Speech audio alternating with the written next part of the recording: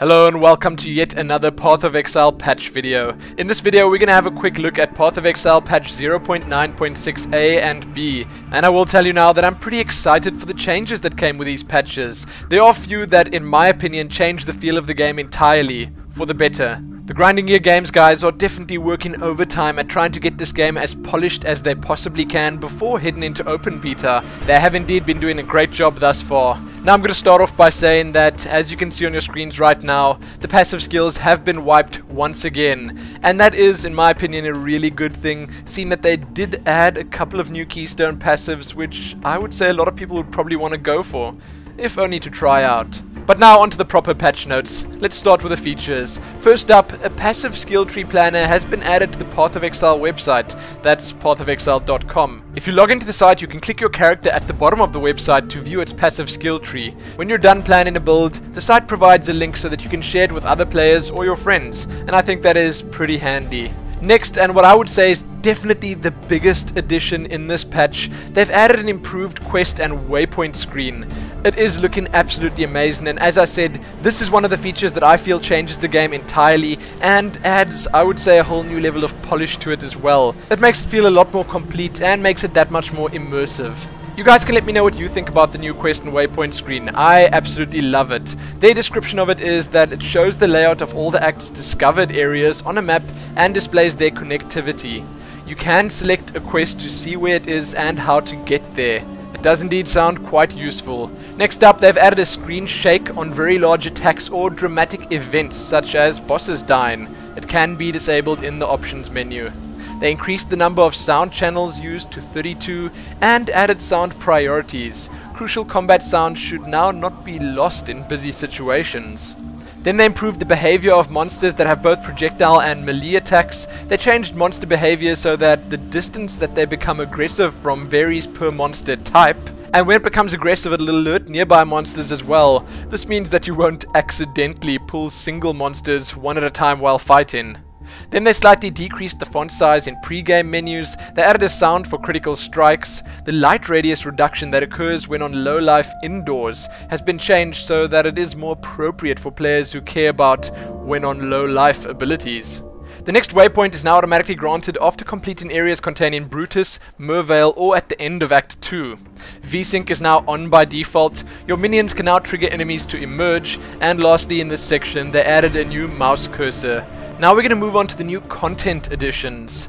They added a variety of utility flask base types that do effects other than healing your life or mana. That sounds pretty cool and I can't wait to test those out. They added 2 new strength skills, Lightning Strike and Molten Shell, 2 new intelligence skills called Tempest Shield and Power Siphon, and then new keystone passives. Pain Attunement, 25% more spell damage when on low life. Elemental Equilibrium, when you hit enemies with an element, they get plus 30% resistance to that element and minus 20% resistance to other elements. Iron Grip, the increase to physical damage from strength is also applied to ranged weapons. Along with this, they just thank Confetta for the inspiration. That's for both Elemental Equilibrium and Iron Grip.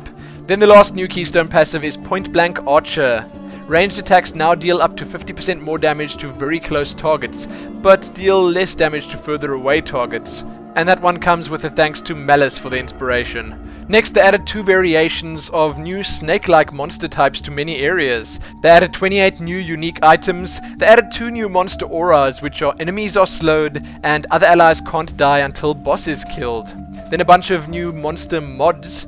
Immunity to curses, grants frenzy charges to all nearby allies on death. Chance to gain endurance, frenzy or power charges when hitting. Gains a frenzy charge when reduced below 75, 50% or 25% life. And lastly, gains a frenzy charge when reduced below 75, 50 or 25% life.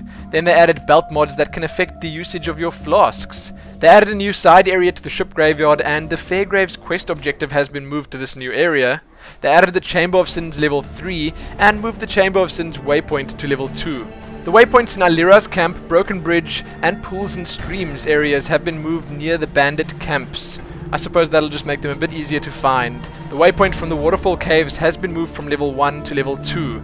Both the crossroads and the old fields have been revamped. Hideous abominations now use Lightning Strike. Vulatas has been reborn as Hail Rake, is now cold themed and costs Ice Spear. Mervale now uses Ice Spear rather than Fireball. Cold resistance is an effective plan against her. They've added the Great White Beast to the Dread Thicket. Blood Chieftains can now mass frenzy all nearby monsters. This works in your favor if you raise them as specters. Shock Nova has been re-implemented so that it doesn't scale its damage with distance and doesn't hit monsters that are close to you. They made zombies and sand spitters emerge when encountered. They've created 100 plus extra passives in the passive skill tree that have larger effects than average, but that doesn't mean that there are actually 100 extra passives. Some others have been removed and replaced by these. They've added a Reflects X damage to attackers mod for some armor pieces, set up new gem level up effects, and lastly, they've changed Eramir's bandit quest so that you need to either kill a bandit or help one of the townsfolk before he'll tell you about the quest. After this, there are also a bunch of balance changes and bug fixes to have a look at, but I'm not going to talk about them all here. I don't feel that they're big enough to actually mention. If you are seriously playing Path of Exile right now and you want to check these out, then you can do so in the description below this video. Next up though, we're going to have a look at Path of Exile patch 0.9.6b. This was a pretty quick one, and all they did here was added a legend to the quest screen's map. They improved the effects for shield charge and detonate dead, made the Maelstrom of Chaos levels somewhat harder. Items that have been linked in chat now don't show pop-ups unless chat is actually open. The website Passive Skill Planner now shows the number of skill points used as well as the number of skill points available. Fixed a bug where failed instance transfer for one player could disconnect everyone in that instance. And lastly, they fixed various client crashes related to Tempest Shield. That's all there is in the patch notes. Now I will say that this has probably got to be my favorite patch thus far. I really like the new quest waypoint system. I think it looks amazing, and I really think it does make the game feel that much more complete and polished. So I urge you all, those of you that have access to the beta and haven't played in a while, to log in right now and check it out because it is well worth it. You can obviously also, as I mentioned before, find the patch notes linked in the description below this video. You can also head on over to pathofexile.com to explore the site and see what else the game has to offer. Be sure to let me know what you think about this patch and how highly you'd rate it compared to the others that came before it. Check back here soon for more Path of Exile news, and most importantly, happy new quest and waypoint system. Yes, happy that.